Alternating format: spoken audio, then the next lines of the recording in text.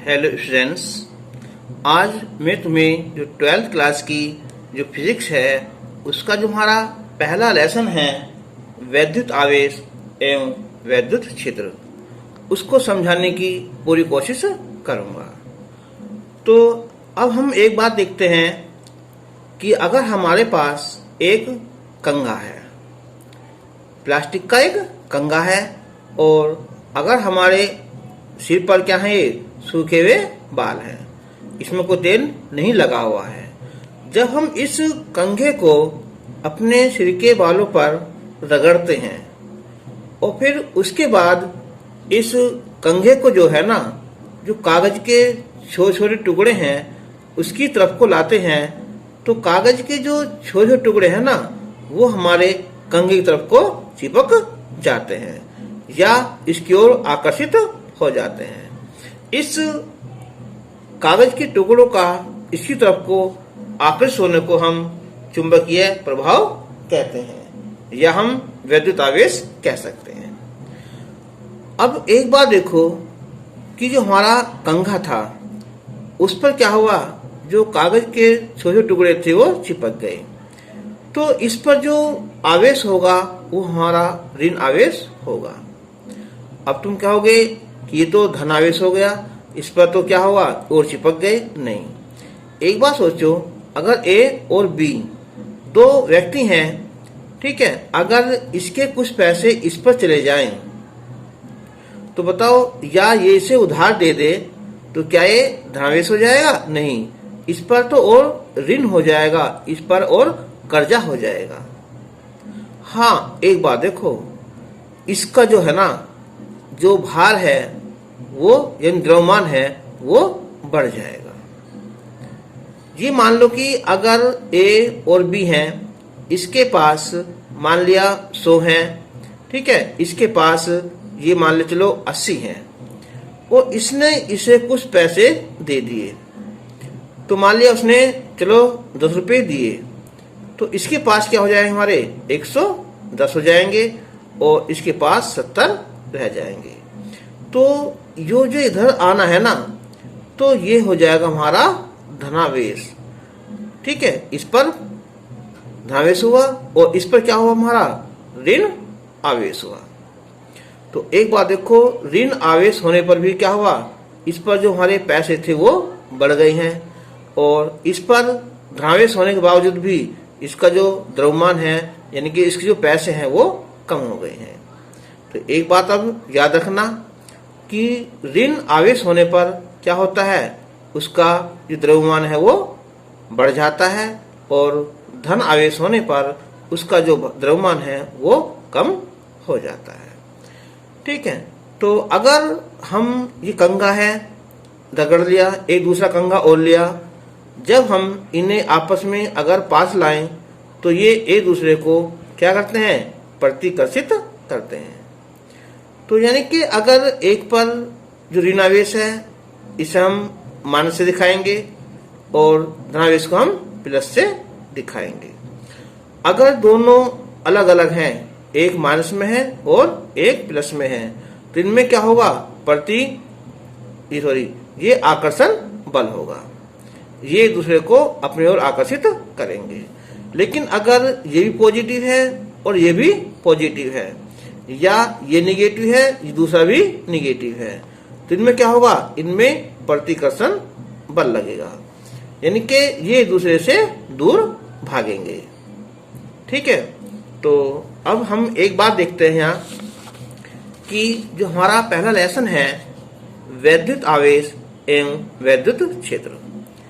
तो वैद्युत आवेश क्या होता है, जो मैंने तुम्हें अभी बताया है, किसी वस्तु का वह गुण जिसके कारण वह वस्तु दूसरी वस्तुओं को अपनी ओर आकर्षित करने लगती है, वैद्युत आवेश कहलाता है। जैसे कि हमारे यहाँ जो कंघा था उसने कागज के छोटे छोटे टुकड़े को अपने ओर आकर्षित कर लिया है। तो ये होता हमारे यहाँ दो प्रकार का, एक होता है धनावेश और एक होता है ऋणावेश। तो अभी मैंने बताया है कि जब समान प्रकृति के आवेश होंगे, चाहे वो प्लस प्लस के हों चाहे वो माइनस माइनस के हों, वे एक दूसरे को क्या करेंगे, प्रतिकर्षित करेंगे।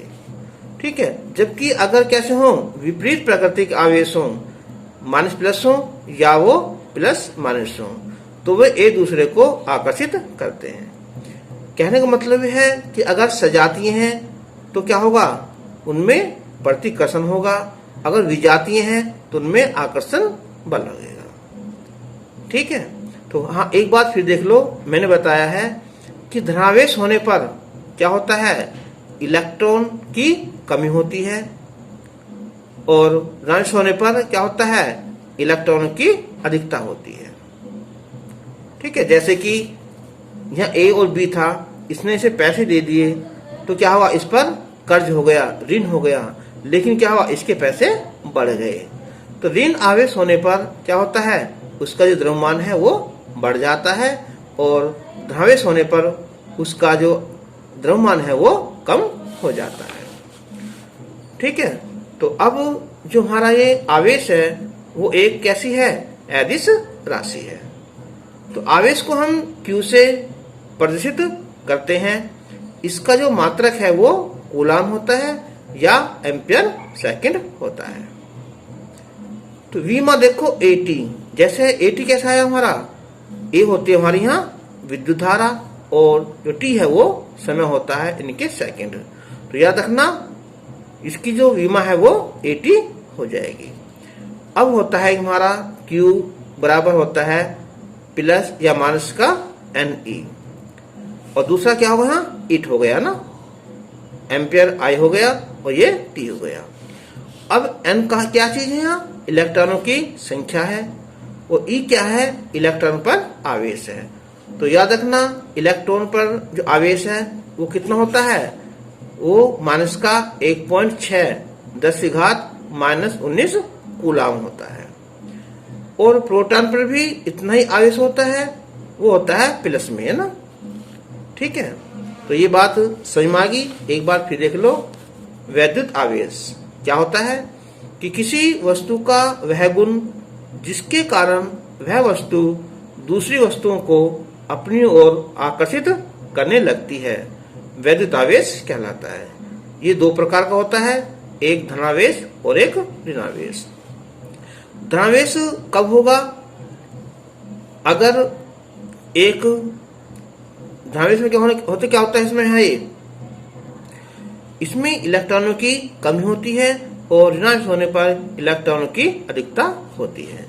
अगर दोनों समान प्रकृति के होंगे, यानी कि प्लस प्लस होंगे या माइनस माइनस होंगे, तो ये एक दूसरे को प्रतिकर्षित करेंगे। अगर विपरीत होंगे, यानी कि माइनस प्लस हो या वो प्लस माइनस हो, तो वे एक दूसरे को आकर्षित करेंगे। तो एक बात याद है कि ना, धनावेश होने पर क्या होता है, उसका द्रव्यमान क्या होता है, कम होता है, और ऋणावेश होने पर जो द्रव्यमान है वो बढ़ जाता है।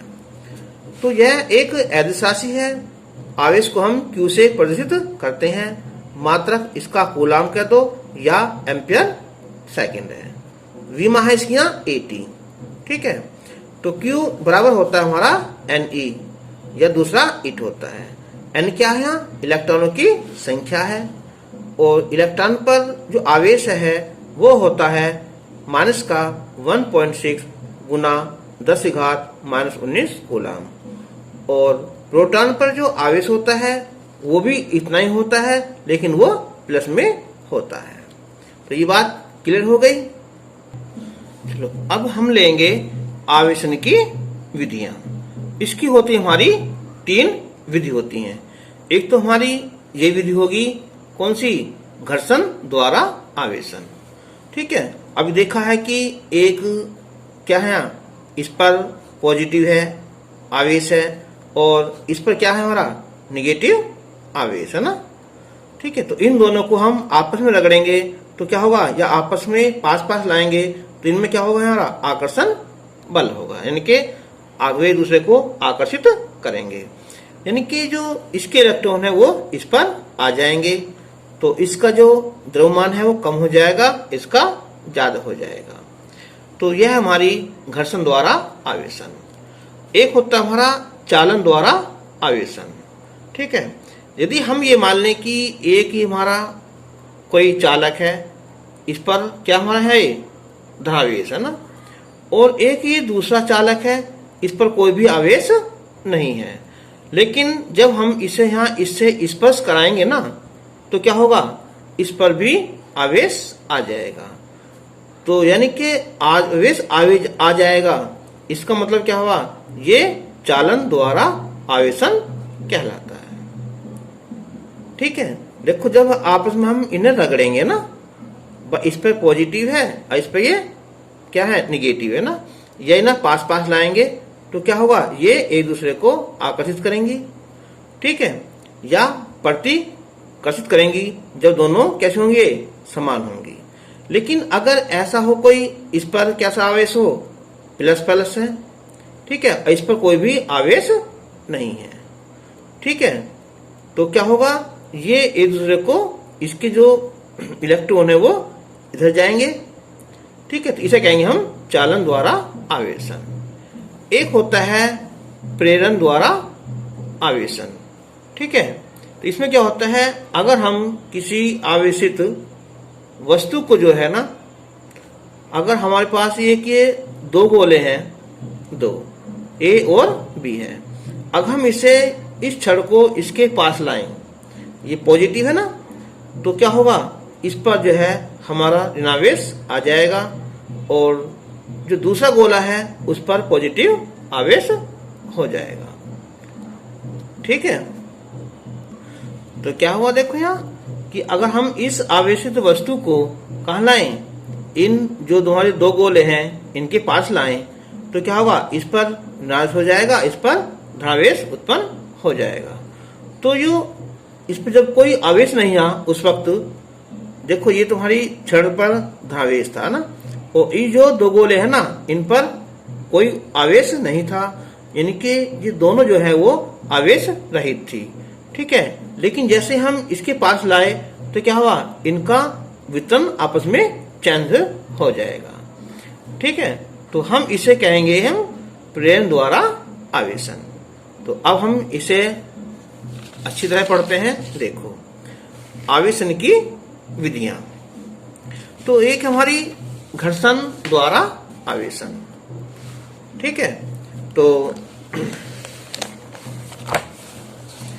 ये क्या है कि यदि हम किन्हीं दो उपयुक्त पदार्थों को अनुकूल परिस्थितियों में परस्पर रगड़ा जाता है, तो उनके बीच इलेक्ट्रॉनों के स्थानांतरण के कारण दोनों वस्तुएं आवेशित हो जाती हैं। ठीक है, तो जिस वस्तु से इलेक्ट्रॉन स्थानांतरित होते हैं, निकलते हैं, उस पर इलेक्ट्रॉनों की क्या होती है, कमी हो जाती है, और उस पर जो है धनावेश हो जाता है।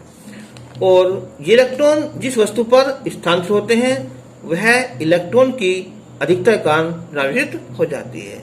ये बात मैंने तुम्हें अभी बताई थी। एक है कि चालन द्वारा आवेशन।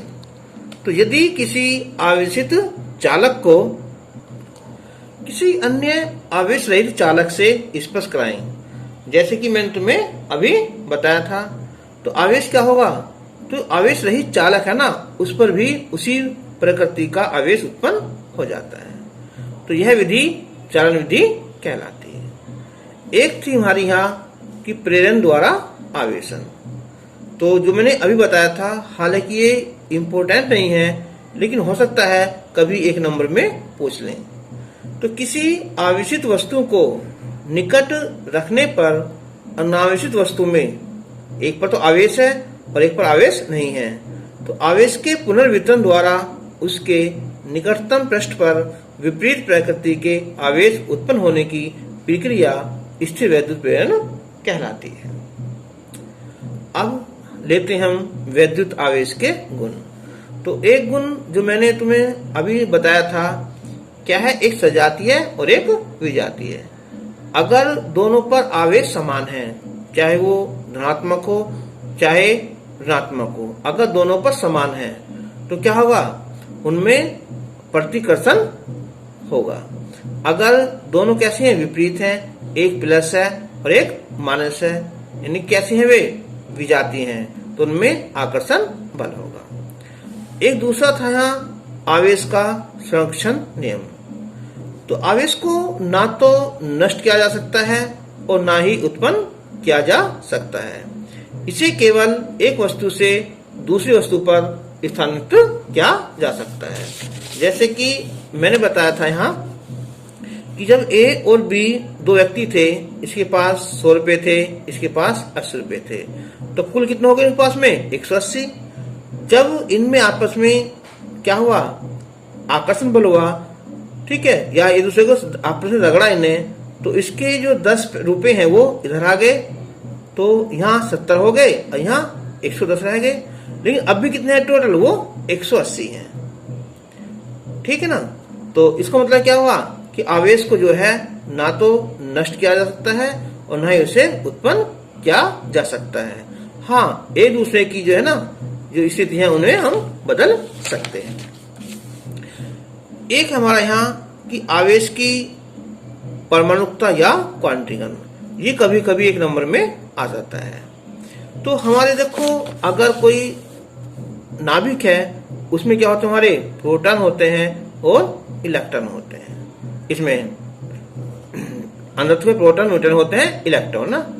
तो अब देखो इलेक्ट्रॉन पर क्या होता है, हमारा माइनस होता है और जो प्रोटॉन है उस पर प्लस आवेश होता है। लेकिन इस पर इनकी संख्या ऐसी होती है, या तो इलेक्ट्रॉन 1 होगा या 2 होंगे या 3 होंगे।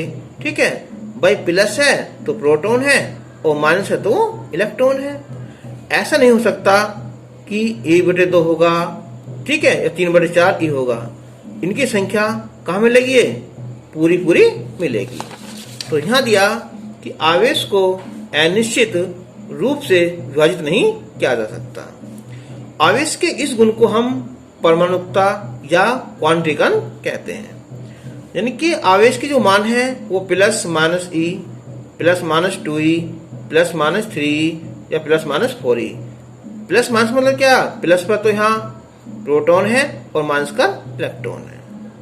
तो किसी वस्तु पर जो आवेश है वो होता है प्लस या माइनस Ne हो सकता है। एक इसका जो तीसरा है यहाँ आवेश की योज्यता, यानी कि इसका योग।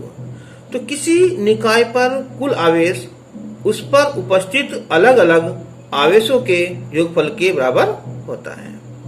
तो आवेश के इस गुण को आवेश की योज्यता कहते हैं। कोई निकाय है, उस पर आवेश क्या है, Q1 है, Q2 है, Q3 है, Q4 डॉट बहुत सारे हो सकते हैं। तो जो नेट आवेश है, जो परिणामी आवेश है या कुल आवेश है, वो हो जाएगा Q1 + Q2 + Q3 डॉट ये सारा हो जाएगा। अब हम स्टार्ट करते हैं हम कूलाम का नियम। ठीक है, तो ये अगर हमारे पास 2 आवेश है ना, ठीक है, एक Q1 मान लो और एक Q2 मान ले, तो इनके बीच की जो दूरी है वो R है।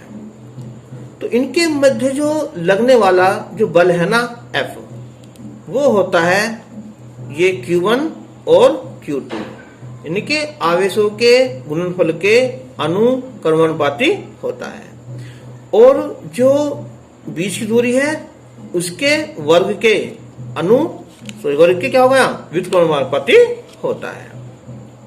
तो इसका मतलब क्या हुआ कि जो 2 हमारे आवेश हैं, यानी कि जो 2 बिंदु हैं, जितना ही नजदीक होंगे ना, यानी कि जितनी दूरी इनकी कम होगी, उनके बीच जो बल है वो उतना ही अधिक लगेगा।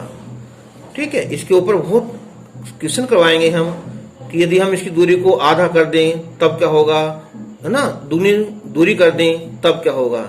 इसके ऊपर हम क्वेश्चन कराएंगे, वो कभी कभी पेपर में आ जाते हैं, वो इम्पोर्टेंट है ना।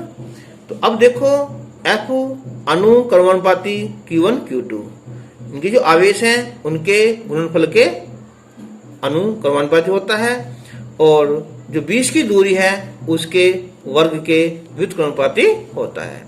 अगर हम इन दोनों को मिला लें तो F अनुक्रमानुपाती Q1 Q2 बटे R² हो जाएगा। अब हम इस जो चिन्ह है हमारा अनुक्रमानुपाती का इसे हटा दें तो हम यहाँ K मान लेते हैं। तो Q1 और Q2 बटे R स्क्वायर। अब ये K है, एक नियतांक है, तो हम K को जो लिखेंगे अब यहाँ, इसकी वैल्यू होती है 1/4 पाई एप्सिलॉन नॉट, ठीक है, और ये होती है ना। अब हम आगे सोल्व करेंगे तो इसकी जो वैल्यू आ जाएगी वो 9 गुना 10⁻9 आती है। तो ये बात समझ में आई यहाँ, कूलाम का नियम। तो क्या होता है कि दो स्थिर बिंदु आवेशों के बीच लगने वाला जो विद्युत आकर्षण या प्रतिकर्षण बल, भाई अगर दोनों पॉजिटिव होंगे तो क्या होगा, उनमें प्रतिकर्षण बल होगा। दोनों माइनस माइनस होंगे तो क्या होगा, उनमें ये आकर्षण बल होगा। विपरीत होंगे तो प्रतिकर्षण, ये आकर्षण है और सेम है तो वहां प्रतिकर्षण बल। तो क्या है यहाँ कि दो स्थिर बिंदु आवेशों के बीच लगने वाला विद्युत आकर्षण या प्रतिकर्षण बल आवेशों के परिमाण के गुणनफल के अनुक्रमानुपाती होता है और उनके बीच की दूरी के वर्ग के व्युत्क्रमानुपाती होता है। तो मैंने बताया था कि अगर हम दूरी को आधा कर दें तो ये बल है ना, वो हमारा कितना हो जाएगा, हमारे 4 गुना हो जाएगा, ठीक है। अगर हम दूरी को दुगना कर दें तो वो चौथाई हो जाएगा। ये सब क्वेश्चन जो है हम आगे बताएंगे। तो अब जैसे कि यहाँ ये दो बिंदु हैं हमारे यहाँ A B, मान लो यहाँ इस पर Q1 आवेश है, इस पर Q2 आवेश है, और इनकी जो बीच की दूरी है वो R है। तो F अनुक्रमानुपाती Q1 गुना Q2 और F अनुक्रमानुपाती 1/R स्क्वायर। तो F अनुक्रमानुपाती हो जाएगा यहाँ Q1 Q2 बटे R स्क्वायर। इसे निशान को हटाएंगे हम इसे, तो हम K लगा देंगे। तो K क्या है, एक नियतांक है जिसका मान दोनों आवेशों के बीच जो माध्यम है ना उस पर निर्भर करता है। तो अब हमारी जो K है ना, इसका मान आता है यहाँ 1/4 pi epsilon not Q1 Q2 बटे R स्क्वायर, ठीक है। और ये होता है वायु हो या निर्वात हो, क्योंकि चलो आगे बताएंगे कि वायु या निर्वात में K की वैल्यू 1 होती है ना। अब ये नियतांक हो गया, इसकी वैल्यू मैंने बताई है यहाँ कि 9 गुना 10⁻9 होती है।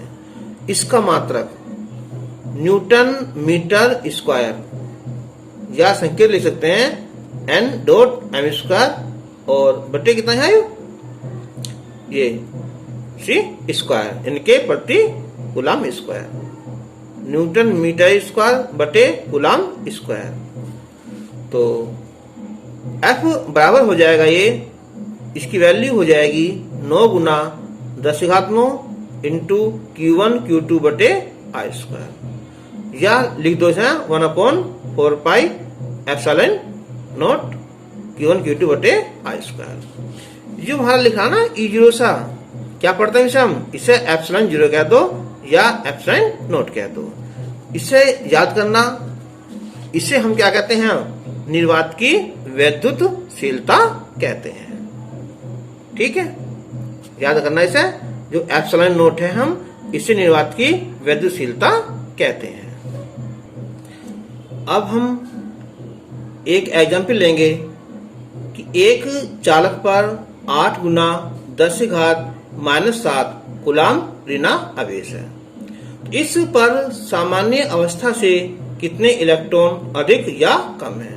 एक बार देखो, जो उस पर क्या है, ऋणावेश है, तो अब बताओ उस पर इलेक्ट्रॉन कम होंगे या ज्यादा होंगे, ज्यादा होंगे। मैंने बताया था कि अगर A है और ये B है, अगर ये इसे इलेक्ट्रॉन दे दे तो इसके पास इलेक्ट्रॉन संख्या ज्यादा हो जाएगी, और इस पर जबकि आवेश कौन सा हो जाएगा, ऋण आवेश हो जाएगा, क्योंकि इस पर एक तरह से ऋण यानी कि कर्ज हो जाएगा। जबकि इसके इलेक्ट्रॉन कम हुए हैं, फिर भी क्या है यहाँ, ये धनावेश हो जाएगा, ठीक है।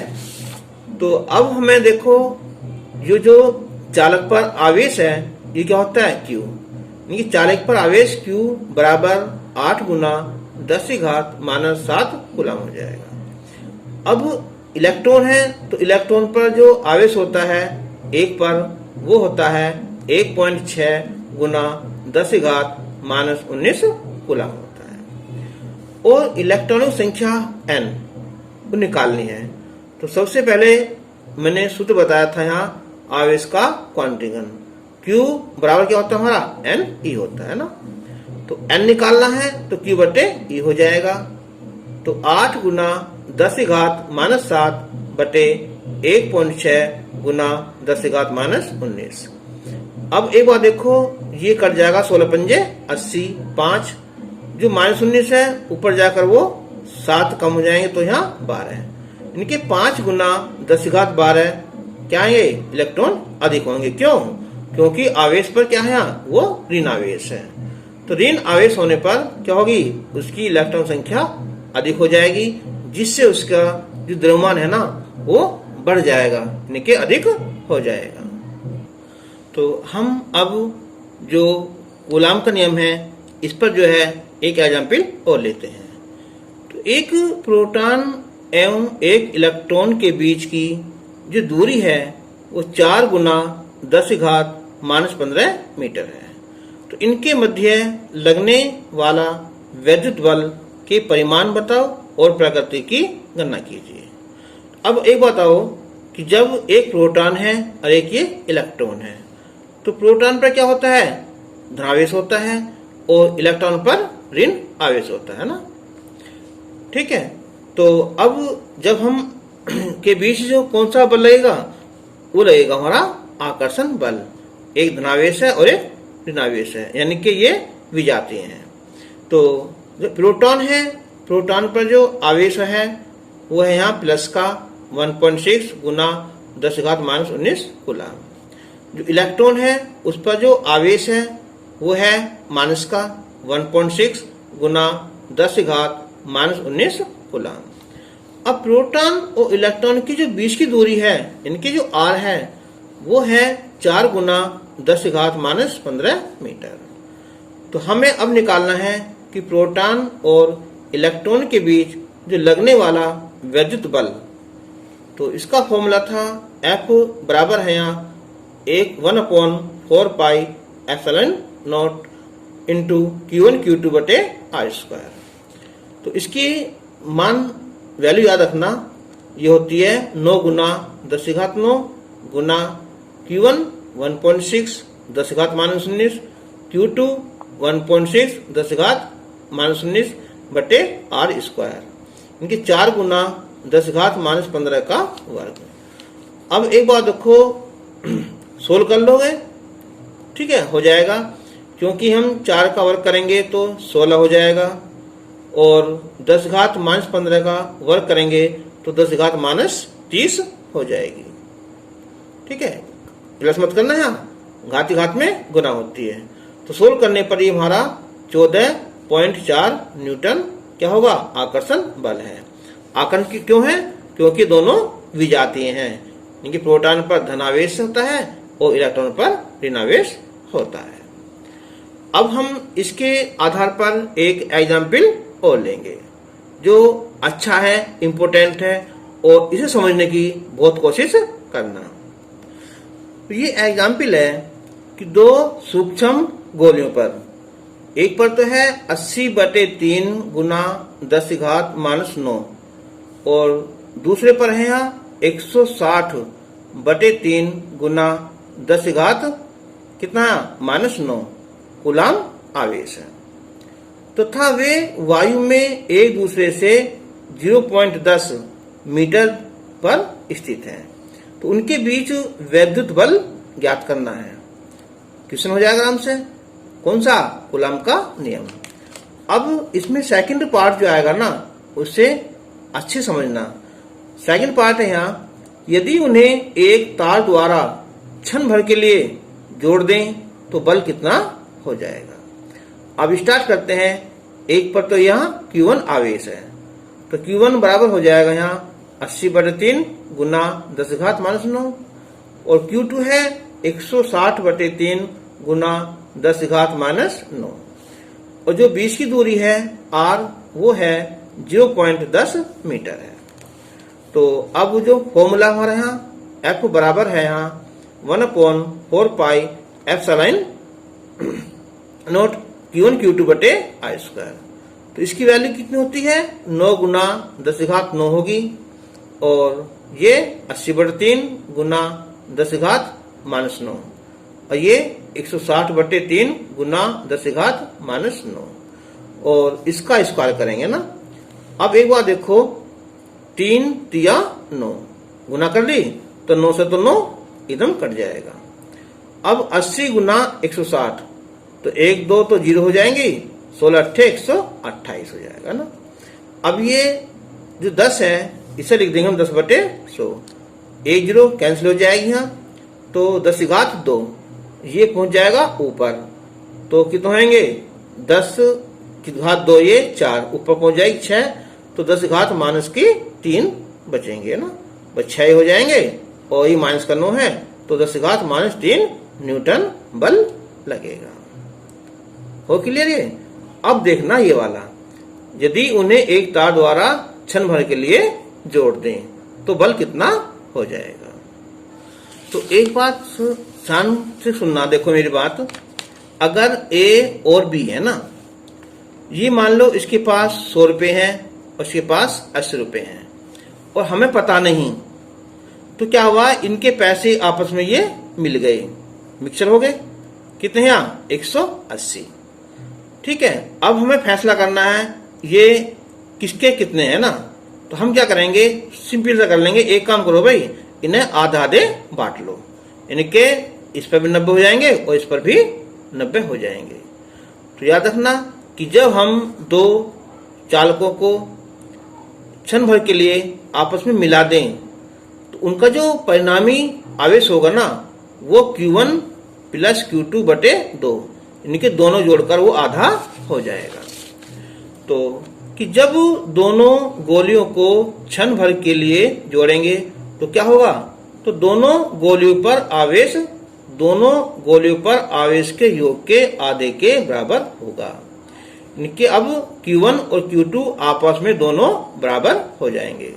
कितने बराबर होंगे, दोनों को जोड़कर उसका आधा कर देंगे। तो Q1 कितना है 80/3 गुना 10 घात माइनस 9 प्लस Q2 कितना है 160/3 10 घात माइनस 9 है बटे 2। अब हम लघुत्तम तो 3 हो जाएगा, और 80 प्लस 160 240/3 बटे 2, तो हो जाएगा है ये कितना 80/2 तो 40 होगा। इनके दोनों पर 40 गुना 10 घात माइनस 9 कूलम आवेश हो जाएगा।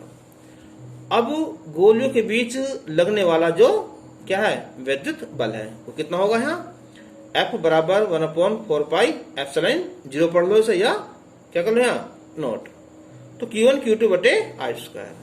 इसकी वैल्यू 9 गुना 10 घात माइनस 9, और ये Q1 कितना 40/3 10 घात माइनस 9, Q2 भी कितना 40/3 10 घात माइनस 9, I कितना 0.10 का वर्ग है।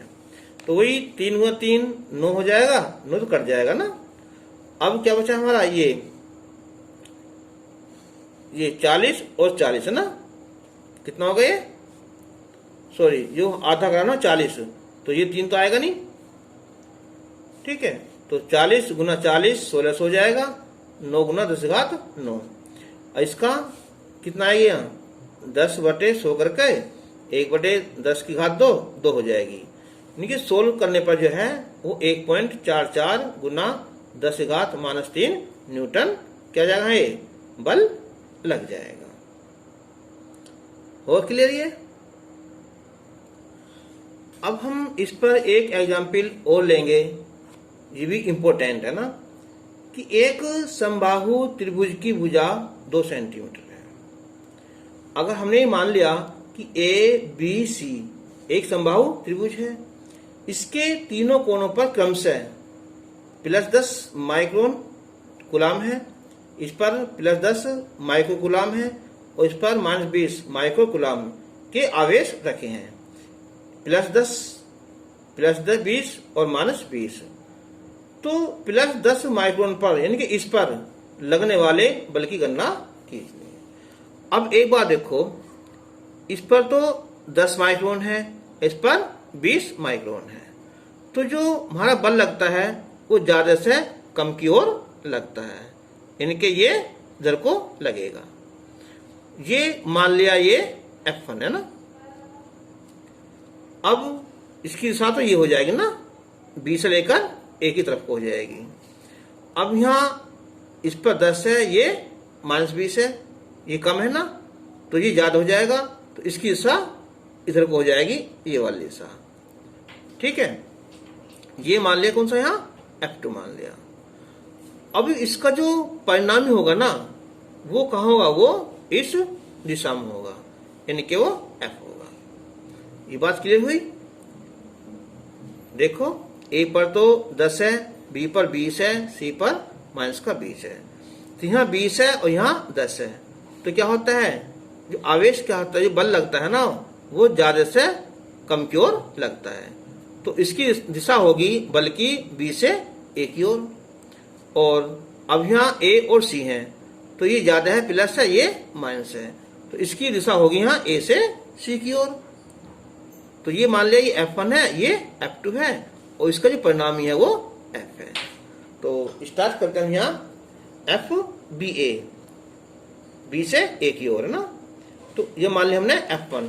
तो फॉर्मूला है यहाँ 1/4πε0 Q1 Q2 बटे I²। तो इसकी वैल्यू कितनी है, 9 गुना 10⁻9, और Q1 10 गुना -6 होगी 10⁻, और Q2 यहाँ 20 गुना 10⁻6, और जिनकी बीच की दूरी है ना, वो कितनी है, वो है 2 सेंटीमीटर, तो यानी कि 2 गुना 10⁻2 मीटर है। ठीक है, या 2 गुना क्या कर लो, यहाँ 100 कर लो। तो अब ये 9 गुना 10⁻2, तो ये प्लस होता ही, ये 200 गुना 10⁻12, और 2 का 4, और ये 10⁻2 का 4 हो जाएगा ना। सोल्व करने पर ये हो जाएगा हमारा 4500 न्यूटन। अब FAC यानी कि F2 मान लो इसे, तो यहाँ भी फिर हमने वैल्यू रख देंगे, यहाँ ये Q1 और ये Q2।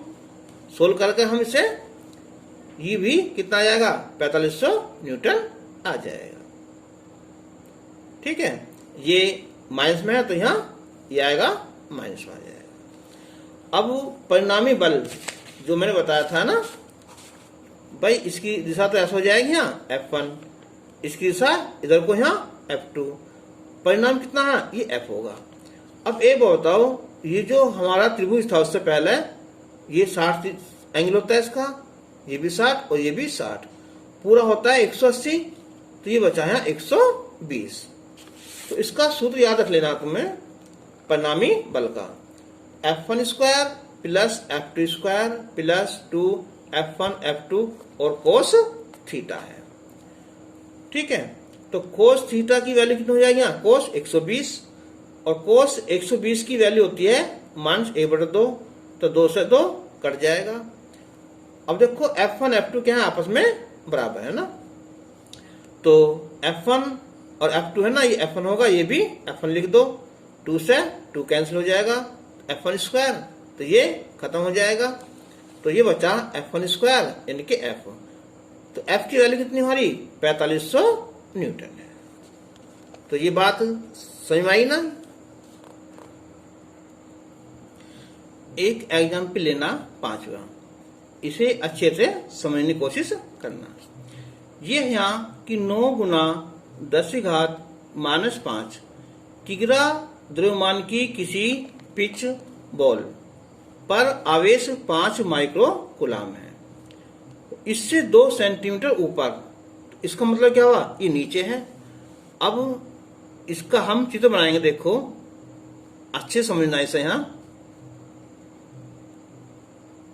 ये तो ये मान लिया हमने यहाँ, चलो ये एक A बॉल है और ये बॉल B है, इसका जो द्रव्यमान है M, ये हो जाएगा 9 गुना 10⁻5 किलोग्राम हो जाएगा। ठीक है। और इस पर जो आवेश है यानी कि Q मान लो यहाँ Q1, वो 5 माइक्रो कूलाम, 5 गुना 10⁻⁻⁶ कूलाम है। इससे 2 सेंटीमीटर दूरी पर यानी कि 2 गुना 10⁻⁻² मीटर दूरी पर यहाँ स्थिर रखी हुई अन्य पिच B मान लिया हमने यहाँ के आवेश का परिमाण क्या होगा।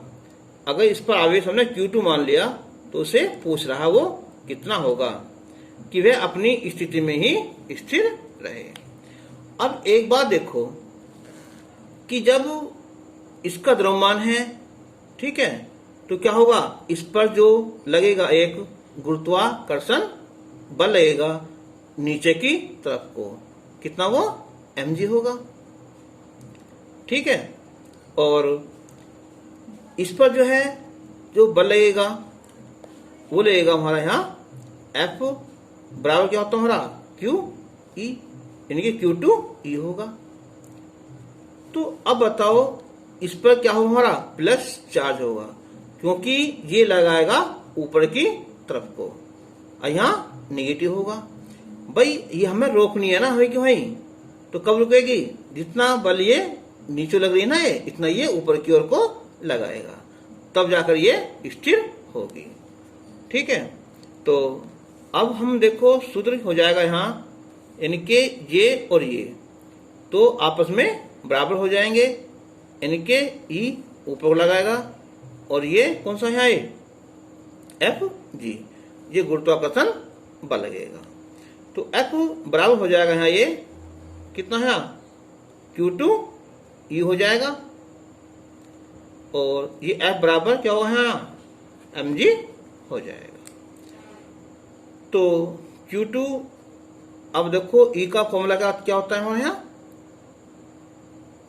या सीधा लगा दो बल है ना, ये हो जाएगा 1/4 पाई एप्सिलॉन नॉट, और ये Q1 Q2 बटे r² बराबर ये क्या हो रहा है यहाँ mg है। जब हम यहाँ से लाएंगे किसे, हम यहाँ Q2 को ना, तो Q2 हो जाएगा यहाँ से गुना करो यहाँ mg r² और गुना 4 पाई एप्सिलॉन डॉट बटे कितना हो रहा है ये यहाँ बटे Q1, और कितना है ये, बस ये आ जाएगा ना। अब देखो इसकी वैल्यू, तो m कितना है, m 9 गुना 10⁻⁻⁵, ठीक है। और ये g कितना है mg है ना, ये होता है 9.8 होगा, और जो r² है ये हो जाएगा 4 गुना 10⁻⁻⁴, और इसकी वैल्यू हो जाएगी यहाँ ये कितनी, यहाँ 9 गुना 10⁻⁹, और जो Q1 है ये वाला 5 गुना 10⁻⁻⁶, 5 गुना 10⁻⁻⁶। तो अब हम इसे सोल्व करेंगे यहाँ।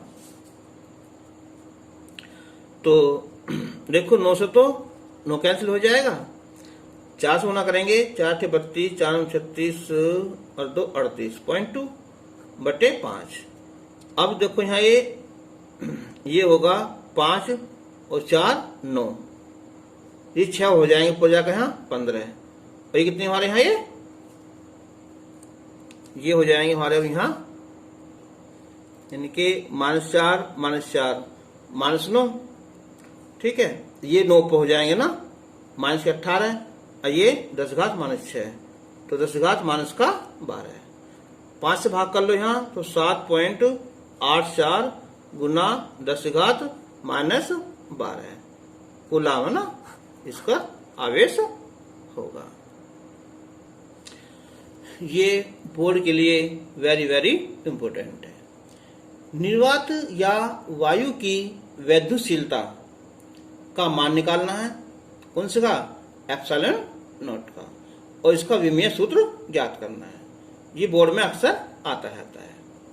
तो अब देखो यहाँ कि दो स्थिर बिंदुओं के बीच लगने वाला वैद्युत बल F ये होता है 1/4πε0 इंटू Q1 Q2 बटे I स्क्वायर।